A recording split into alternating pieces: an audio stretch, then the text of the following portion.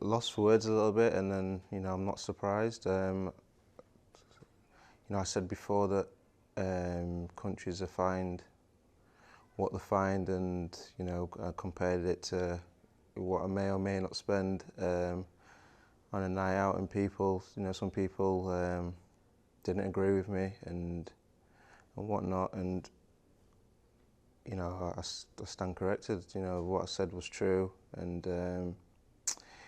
yeah, it's just I really don't know what to say about it. It's obviously a bit of a shame.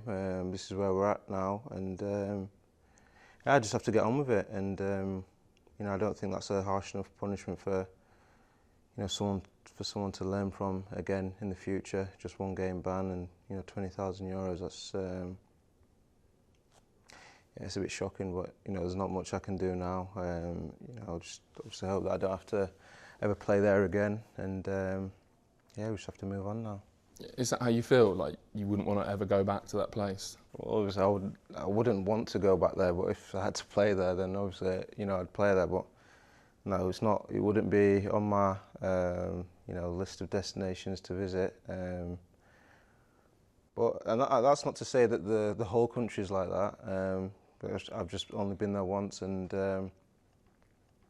I'm mentally scarred a little bit. So yeah, I wouldn't be in a rush to go back there. Have you got a view on what would be a suitable punishment for what happened to you and others that day? No, I've spoke about what I think, but I really don't have the answer or any answers. I just know that what's happened before is not enough, and which is obvious because things are still happening. Yeah, it's just the same way I don't have the answer for if it was to happen to myself or any other player playing for England.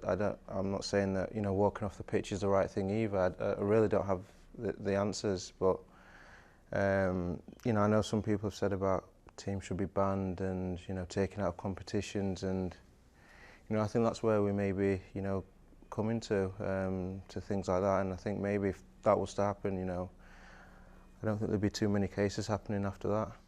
When you look at what Raheem Sterling has said and done this week, and actually over the last couple of months, does it start to feel like, even though you're the victims, you might be the people with bright guys, the power of your voices, like you might be the guys who have to sort this out? Yeah, maybe, but Raheem's had to do this because of the negative, undeserved publicity that he's had.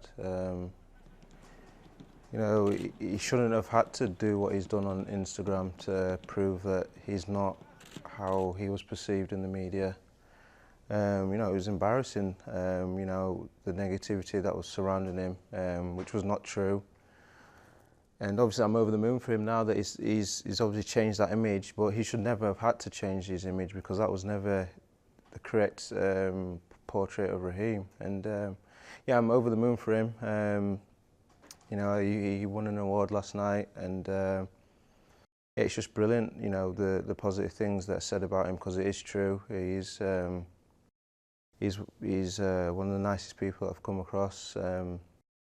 Even being involved with him at England, when there was negativity around him, his mood never changed, his mentality never changed, and he fully deserves everything that's happening to him on and off the field. He actually spoke about you this week as well. He said he doesn't speak to me in England, so I'm surprised about that. Well, he said that he hadn't encountered racism, and it's almost been quite a new thing to him, and that you'd kind of spoken to him about how it had affected you really all through your career since you were a kid, you and Fabian Delph. Yeah. Has it kind of stalked your football career? No, it's not. So obviously, I first came across it when me and Fabian we grew up through Leeds Academy, and we was only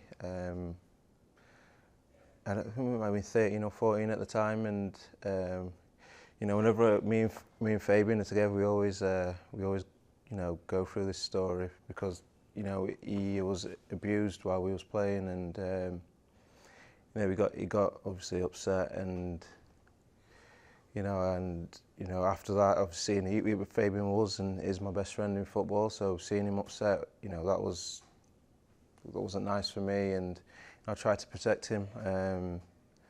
So that happened when we was 13 and 14, and I can't say another time that it happened until I played for England under 21s, and that was with Raheem.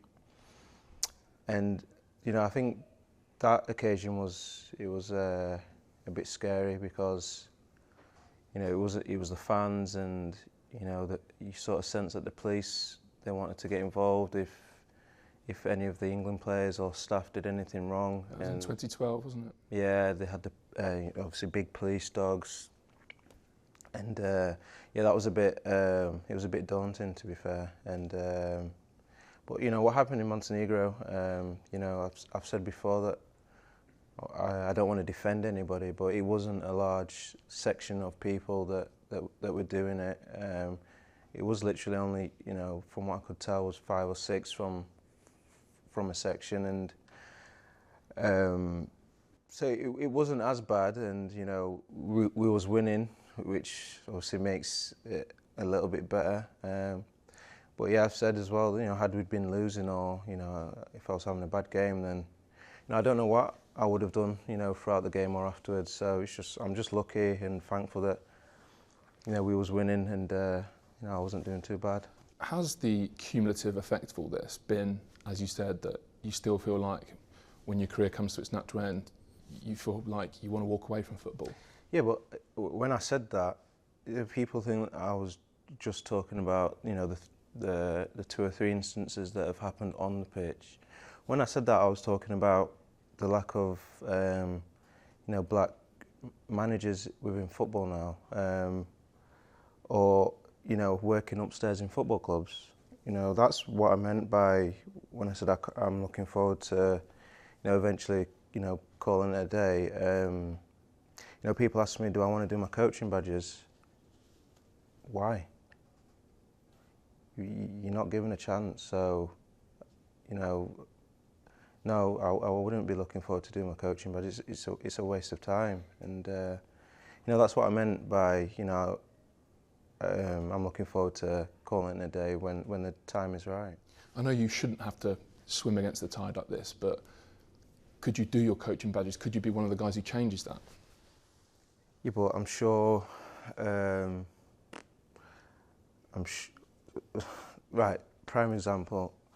Why has Sol Campbell had to go to the bottom of League Two to get his first job? No disrespect to League Two, and others top end of the Championship, top end of the Premiership for the first jobs, even national teams for the first jobs. So if somebody like Sol Campbell with his resume, who he's played for, what he's won, possibly at the time there may have been an argument that he was England's best centre half. If he has to go to the bottom, which I wouldn't mind going to the bottom of League Two, I'm not being disrespectful at all, but if he has to go there and others get to work here, why should I want to do that? It doesn't appeal to me at all. And so right now at the minute, I have no plans, or I'm not wishing to take my coaching badges because of the state of the game at the minute.